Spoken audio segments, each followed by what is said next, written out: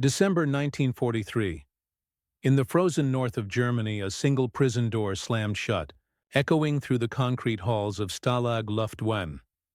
A British airman stood in the dark, his breath clouding in the cold. His name was Flight Lieutenant James "Jimmy" Saunders, a man who had already done the impossible once. He had escaped from a German prison camp, crawled beneath barbed wire, and crossed hundreds of miles of enemy territory. He could almost smell the salt of the English Channel when the patrols found him again. Dragged back through the snow, beaten, and thrown into solitary confinement, he still refused to yield. His hands were frostbitten, his body bruised, but in his mind, he was already planning the next escape. Saunders wasn't just a soldier. He was a man possessed by a quiet defiance, the kind that no guard, no order, no cell could crush. Every night he traced the lines of his next plan into the dirt floor, a whisper of freedom beneath the boots of his captors. But what makes his story different isn't the escape itself. It's what came after, because years later, when the war ended, this same man would walk back into Germany, not for revenge but to thank the very men who once locked him away. How could that be possible? And what really happened on that winter night when the guards discovered the tunnel? Again? The year was 1943. The tide of war had begun to shift, but the skies over Europe were still deadly. Every night, squadrons of British bombers roared across the Channel, lighting up the darkness with the glow of burning cities. And every night, German searchlights clawed at the clouds, trying to catch them before they vanished. Flight Lieutenant James Saunders had been one of those pilots. Young, daring, and certain that courage alone could outfly danger. He was 26 when his Lancaster bomber was hit during a raid over Hamburg. One engine caught fire, the plane spiraled out of control, and the crew had only seconds to jump. Saunders parachuted into enemy territory, landing in a snow-covered field miles from the nearest town. Within hours, German soldiers surrounded him. His war, at least in the sky, was over. He was taken first to Stalag Luft, an interrogation center near Frankfurt. There, British airmen were stripped of their uniforms, questioned, and tested. The Germans were coldly efficient, their English fluent and polite, almost unnervingly so.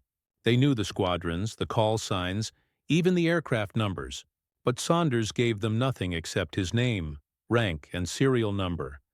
After days of questioning, he was sent north to Stalag Luft I, a prison camp reserved for Allied airmen. It sat near the Baltic coast, surrounded by tall watchtowers, floodlights, and endless wire. The guards were mostly older soldiers, too old or too wounded for the front. Life inside was a battle of a different kind: boredom, hunger, and the slow erosion of hope. But in the barracks, something else thrived: imagination. Beneath the fatigue and frost, the men of Stalag Luft I built a small world of resistance. They carved chess pieces from wood, wrote plays, shared stories, and planned escapes. Tunnels were their secret war. One man forged tools from spoons, another mapped guard routines. Every dig, every whisper, every scrap of stolen dirt was a reminder that they hadn't surrendered. Saunders became part of that underground network. His sharp mind and calm resolve made him a natural planner. When the others doubted, he smiled faintly and said, "There's always a way." His confidence was contagious. By spring, a small group began digging beneath Barracks 6, a narrow tunnel that led under the wire and into the forest beyond. For weeks they worked in silence, breathing stale air and hiding dirt beneath their beds. When the tunnel finally broke the surface, the men were ready. Saunders volunteered for the first escape attempt. That night, under a moonless sky, he crawled through the darkness and slipped into the woods. For 3 days he moved north, surviving on snow and stolen bread. Freedom seemed close enough to taste, but fate had other plans. Near Rostock, a German patrol caught him at dawn. He was returned to camp, beaten and confined. Yet as he sat in his cell, shivering in the cold, Saunders smiled. He had learned something vital. Not just how to escape, but how to endure. The second escape began, not with a shovel, but with silence. After his punishment ended, Saunders was moved to a different barrack, where he found a new group of prisoners. Older, quieter men who had seen the first attempts fail. They told him escape was suicide. The Germans had reinforced the fences, doubled the guards, and dug trenches to expose new tunnels. But Saunders listened and simply said, "Then we'll have to get smarter." Life inside Stalag Luft I had its routines. Roll call at dawn, thin soup and black bread at noon. The distant hum of German trains in the evening. Days blurred into weeks. Yet behind the monotony, Saunders began building something dangerous. Trust. He studied the guards, their habits, their moods. He learned which ones drank too much, which ones smoked, and which ones could be bribed with chocolate from Red Cross parcels. One guard in particular, Feldwebel Müller, stood out. He wasn't cruel, just tired. His eyes held the same exhaustion as the prisoners. When Saunders asked him for extra blankets for sick men, Müller hesitated, then nodded. It was the smallest of mercies, but it told Saunders something important. Even in war, there were cracks in the wall. This time, the escape plan would use those cracks. Instead of digging, the men would build false identities. German workers being transferred to another camp. They scavenged uniforms from laundry duties, forged passes with stolen paper, and practiced speaking German in whispers. Every detail mattered. Outside, the world was changing. The Allies were advancing in Italy. The Russians were pushing from the east. Inside the camp, rumors ran faster than food. Some believed the war would end within months. Others said Germany would fight to the last bullet. Hope and despair traded places daily, like the guards on duty. Saunders kept his focus. He wasn't escaping for glory. He wanted to live, to fly again, to feel the wind that no prison could contain. But deep inside, he also carried guilt. Not all his crew had survived that night over Hamburg. The faces of his lost men haunted him in dreams, urging him forward, whispering, "You don't belong here." In February 1944, the plan was ready. 4 men, dressed as German railway workers, would walk straight out of the camp under the guise of a transfer. Saunders led them. Their forged papers bore official stamps, copied perfectly using a potato carved into shape. The timing was perfect.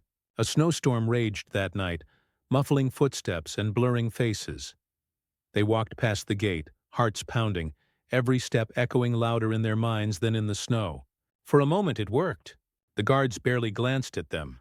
Saunders felt the rush of freedom again, the same electric surge as before. He wanted to laugh, but he held it in. By morning, they were miles away, following a frozen river toward the Danish border. Denmark, neutral ground, the edge of safety.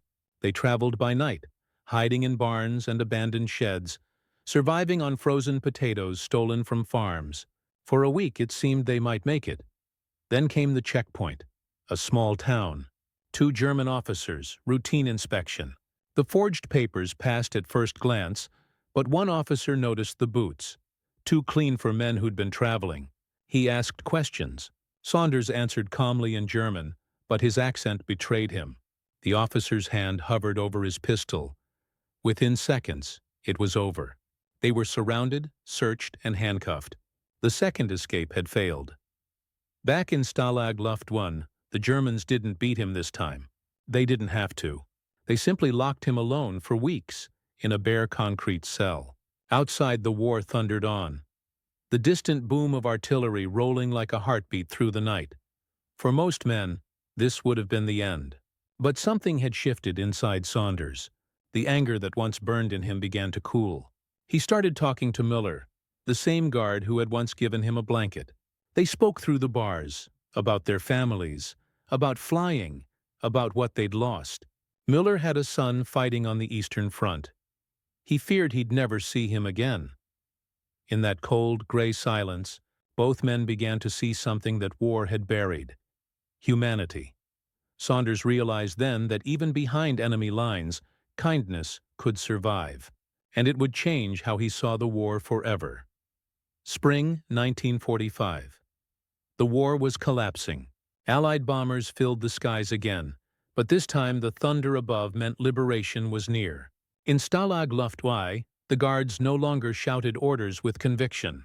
The prisoners could see the fear in their eyes. Every night, distant explosions flickered like lightning beyond the horizon. The Red Army was closing in. Inside the camp, tension reached a breaking point. The Germans wanted to evacuate the prisoners and march them west, away from the advancing Soviets. But the POWs knew what those marches meant. Starvation, frostbite, death on the road. They refused, and for the first time, their defiance was stronger than the Guards' authority. James Saunders had changed. He was no longer the restless pilot who dug through mud dreaming of escape. 2 years of imprisonment had reshaped him into something quieter, sharper. He'd seen men die for freedom, and men survive by grace. Now he wanted only one thing: to see the war end without another unnecessary death. As rumors spread that the Soviets were only days away, chaos gripped the camp. Some guards fled in the night, leaving rifles behind. Others stayed, waiting for orders that would never come. Saunders, speaking fluent German by now, stepped forward to negotiate. He approached the remaining officers, men who had once held his life in their hands, and proposed something unthinkable. "Let us stay," he said. "You know the Russians are coming. Don't move us. We'll keep order ourselves." The senior German officer hesitated. Outside, the sound of artillery echoed like thunder. There was no point in pretending anymore. He nodded slowly. "If you can keep them calm," he said, "then maybe." We all live to see tomorrow. And so for 2 days, prisoners and guards coexisted in a strange, fragile truce. The gates remained closed, not to keep the men in, but to keep chaos out. Saunders organized watch groups to prevent looting. The German guards helped distribute food from the dwindling Red Cross supplies. In the midst of a world collapsing, enemies became allies for survival. Then, on the morning of May 1st, it happened. The rumble grew louder until it became a roar. Tanks rolled into sight. Soviet tanks, red stars gleaming in the sunlight. The gates of Stalag Luft I swung open, not by command, but by the weight of history itself. For a moment, no one moved. Then someone began to cheer, weakly at first, then louder until thousands of voices filled the air. Men who had starved, frozen, and despaired were suddenly free. Saunders stood by the gate watching the Soviet soldiers pour in. Müller, the German guard who had once been his captor, stood beside him, trembling. "It's over," Müller whispered. His voice cracked. "It's finally over." Saunders looked at him. Really looked. Not as an enemy, but as another man who had been trapped by the same war. He extended his hand. Müller hesitated, then took it. That single handshake, between prisoner and guard, between the defeated and the liberated, became the closing act of Saunders' war. Days later, the prisoners were evacuated to Allied lines. They were fed, clothed, and debriefed. Saunders could have gone home, forgotten it all, but he didn't. Months after the war ended, he returned to Germany, not in uniform but in a suit, carrying food parcels and medicine for the families of his former guards. When asked why, he said quietly, "Because even in hell some men remembered how to be human." That was his victory. Not the escape, not the defiance, but the forgiveness that outlived the war itself. When James Saunders finally returned to England, the war was already turning into memory. The streets were filled with flags and faces of relief. But behind the celebration, a silence lingered. The kind that only those who had truly seen war could understand. He was thinner, quieter, his once sharp eyes now holding something deeper than pride. At first, people only wanted to hear the dramatic parts, the escapes, the tunnels, the disguises. He told them the stories, but never the ending. Because the truth of what changed him didn't fit the tales of heroism they wanted to hear. It wasn't about outsmarting the Germans. It was about rediscovering what it meant to be human in a place designed to erase that very thing. Years later, Saunders kept a small box in his home, a collection of memories from those years. Inside were 2 items, a photo of his aircrew and a folded letter written in German. The letter was from Müller, the guard who had once stood on the other side of the wire. It thanked him for compassion, for forgiveness, for returning when no one else would. Saunders never spoke publicly about the letter. But his family would later find a note tucked beside it in his handwriting. It read, "War takes everything. The real victory is what you give back." He lived a quiet life afterward, teaching young pilots not only how to fly, but how to remember. When asked about his escapes, he would smile faintly and say, "Freedom isn't about running. It's about who you become when you can't." In the end, his story wasn't about tunnels or barbed wire or even survival. It was about grace, the rare kind that grows only in the darkest corners of history. And when the war was finally just a whisper in the world's memory, one truth still remained. Even in captivity, James Saunders had been the freest man of them all. In the silence that followed, the ocean remembered everything.